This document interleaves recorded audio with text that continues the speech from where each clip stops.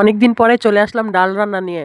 তো hello everyone, আসসালামু আলাইকুম। সবাই কেমন আছেন? আশা করি সবাই ভালো আছেন। আমিও আল্লাহর রহমতে ভালো আছি। শুধু ডাল রান্না নয়, আজকে যা রান্না করেছি সবই আপনাদের মাঝে শেয়ার করব। তো প্রথমে ডাল রান্না করে নিলাম। তো ডালটা রান্না করার জন্য কড়াই বসিয়ে দিলাম। কড়াইটা ভালোমতো গরম করে নিয়েছি যাতে পরবর্তীতে লেগে না যায়। তারপর পরিমাণ মতো তেল, পেঁয়াজ আর কাঁচামরিচ দিয়ে ভালোমতো ভেজে নিলাম ব্রাউন কালার করে। তারপরে যে ডালগুলো ধুয়ে রেখেছিলাম ওইগুলো দিয়ে দিচ্ছি। তারপর এখন লবণ আর হলুদ দিয়ে দিলাম।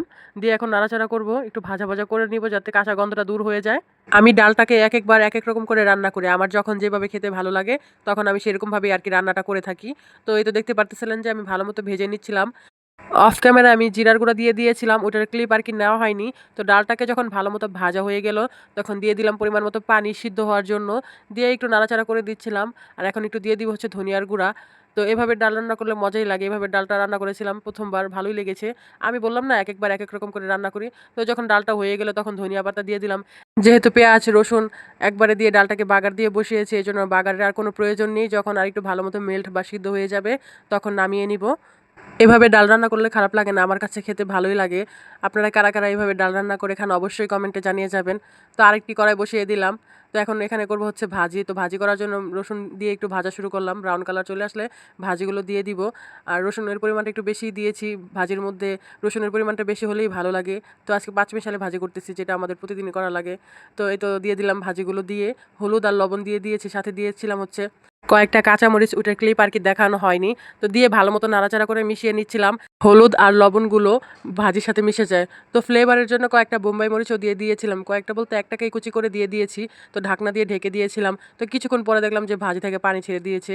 যেহেতু সাথে ধুয়ে বসিয়ে দিয়েছিলাম, ঝরানোর টাইম পাইনি। এখন সিদ্ধ হওয়ার জন্য ওয়েট করতেছি। অনেকটা পানিটা টেনে গিয়েছে, এখনো প্রপারভাবে সিদ্ধ হয়নি।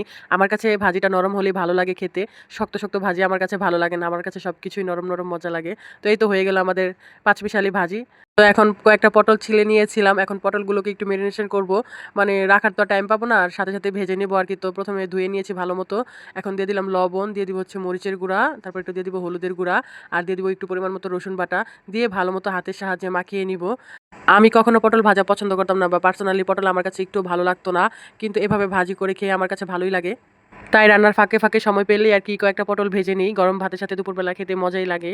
তো এই তো দেখতেই পারতেছেন আমি হাত দিয়ে ভালোমতো কুচলিয়ে মাখিয়ে নিচ্ছিলাম। মাখানো কমপ্লিট হয়ে গেলে কিছুক্ষণের জন্য রেখে দিব যাতে মসলাটা পটলের ভিতরে ঢুকে যায়। তার কিছুক্ষণ পর কড়াই বসিয়ে দিলাম। তেলটা গরম করে তারপর পটলগুলো দিয়ে দিচ্ছিলাম। যেহেতু আজকের পটলগুলো সাইজ একটু ছোট ছিল, কাটতেও কষ্ট হয়েছে আর দেখতেও কেমন যেন লাগতেছে, কিন্তু খেতে মজাই লেগেছে। এক পাশ হয়ে আসলে আমি উল্টিয়ে পাল্টিয়ে দিব। তো একটু উল্টিয়ে দিয়েছিলাম। যখন ভাজা হয়ে যাবে সবগুলো পটল নামিয়ে নিব। তো এই ছিল আজকের ভিডিও, আমার রান্নাবান্নার ভিডিও। সবাই অবশ্যই কমেন্টে জানিয়ে যাবেন কেমন লাগলো। সবাই ভালো থাকবেন, সুস্থ থাকবেন। আল্লাহ হাফিজ।